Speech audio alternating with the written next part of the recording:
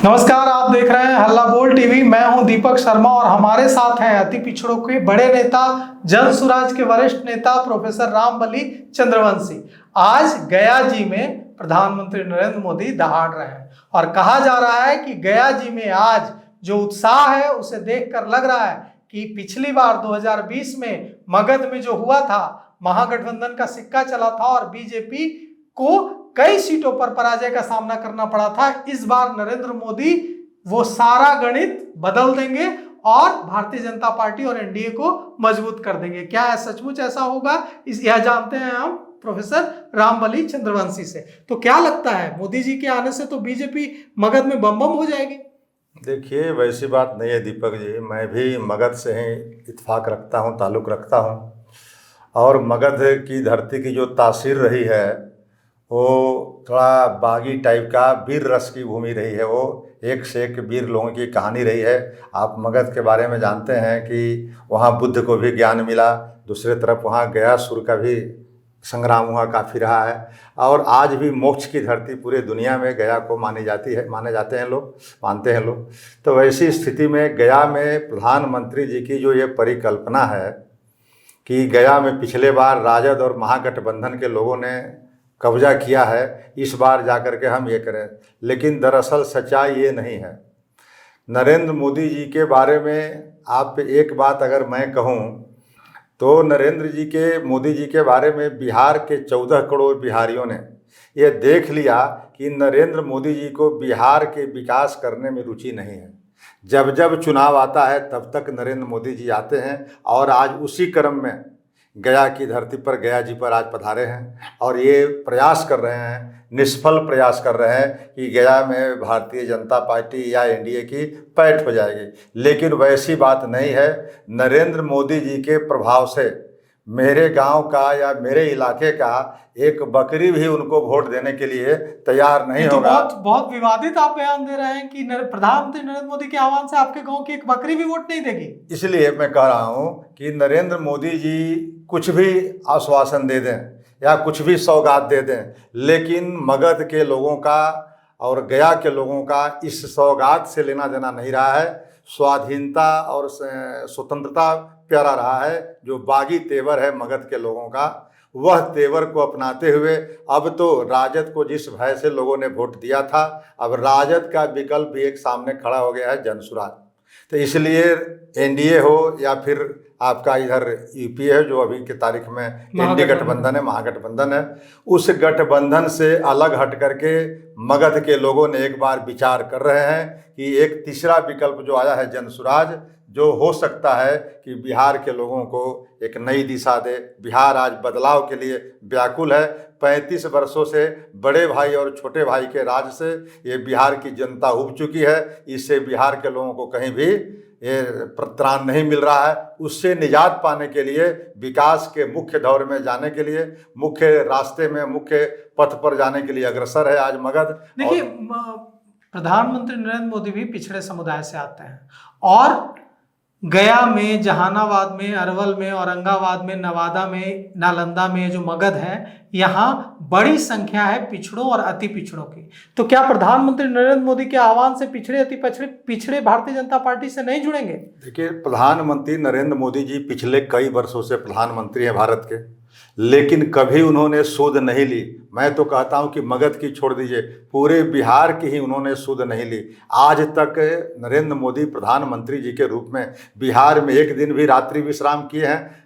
नहीं किए। आखिर अगर इतना बड़ा स्टेट और राजनीतिक रूप से इतना परिपक्व स्टेट है कि जो भारत की दिशा तय करती है, बिहार जो है, उस बिहार में नरेंद्र मोदी जी, और आज बिहार विकास के मापदंड में सबसे पीछे है। पर कैपिटा इनकम में देखेंगे तो सबसे नीचे है। और भी जो डेवलपमेंट के मानक है विकास के, उन सब चीज़ों पर मैं नहीं कह रहा, नीति आयोग का सर्वे है, तो इन सब मानकों पर आज बिहार नीचे है।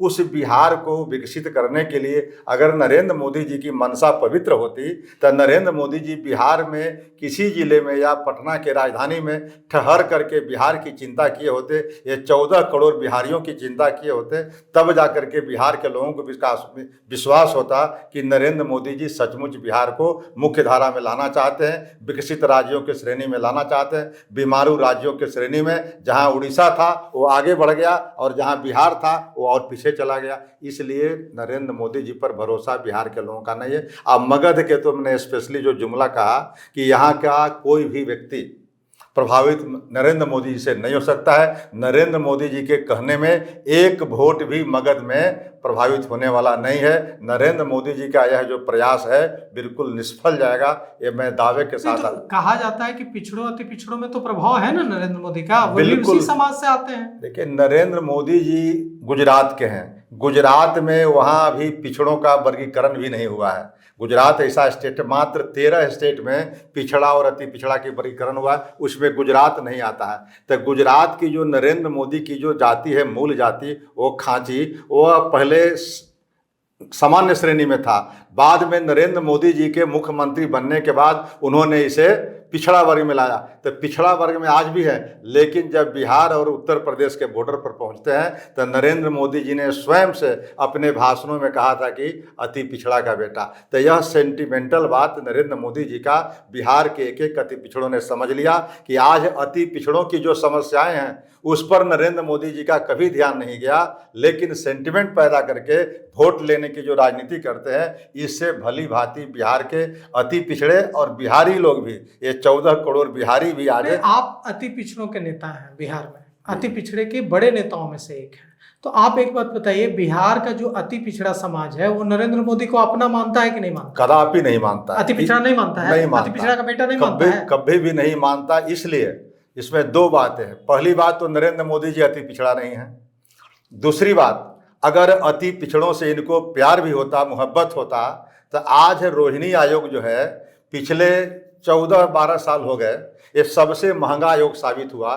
मंडल आयोग जब लागू हुआ था 1990 में, तब मंडल आयोग के एक मेंबर थे एल.आर. नायक साहब, उन्होंने डिसेंट नोट दिया था कि जिस तरह से बड़े तालाब में बड़े मछलियों का आहार छोटी मछली हो जाती है तालाब में, उसी तरह से ये हाल होगा। और आज 32-33 साल मंडल आयोग के लागू हुए हो गया, लेकिन 32-33 वर्षों के बाद कुछ जातियों को ही इसका लाभ मिला ओबीसी आरक्षण के तहत, और बाकी हजारों जातियां आज जहां थी वहीं रह गई। इसी से उत्पन्न विसंगतियों को देखते हुए नरेंद्र मोदी जी की सरकार ने रोहिणी आयोग बनाई। रोहिणी आयोग का मात्र काम था 6 महीना में रिपोर्ट सबमिट करना, लेकिन 13-14 बार इसको एक्सटेंशन दिया गया।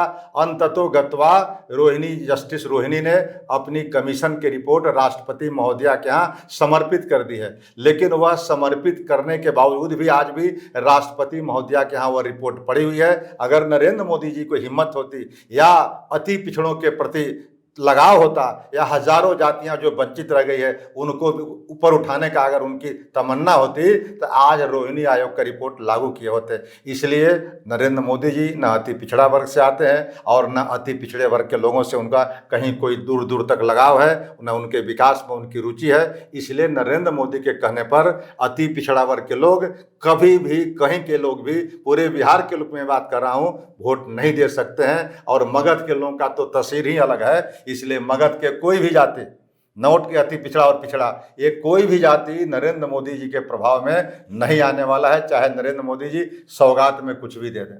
तो सुना आपने, दावा है अति पिछड़ों के बड़े नेताओं में से एक प्रोफेसर रामबली चंद्रवंशी का कि प्रधानमंत्री नरेंद्र मोदी गया जी आए हैं ताकि 2020 वाली कहानी न दोहराई जाए और भारतीय जनता पार्टी इस बार मगध में अच्छा प्रदर्शन करे। लेकिन प्रोफेसर रामबली चंद्रवंशी की माने तो प्रधानमंत्री नरेंद्र मोदी के आह्वान से मगध की एक बकरी भी वोट नहीं करने जा रही है एनडीए को और भारतीय जनता पार्टी को। अब बकरी वोट करेगी या नहीं, नरेंद्र मोदी के आह्वान का कितना फायदा एनडीए को मिलेगा और कितना फायदा भारतीय जनता पार्टी को मिलेगा मगध में मजबूत होने में, या तो नवंबर में पता चल जाएगा। आपको क्या लगता है? आप भी अपने विचार कमेंट कर जरूर दें। तो फिलहाल इस पेशकश में इतना ही। आगे की खबरों के लिए देखते रहिए हल्ला बोल टीवी। शुक्रिया।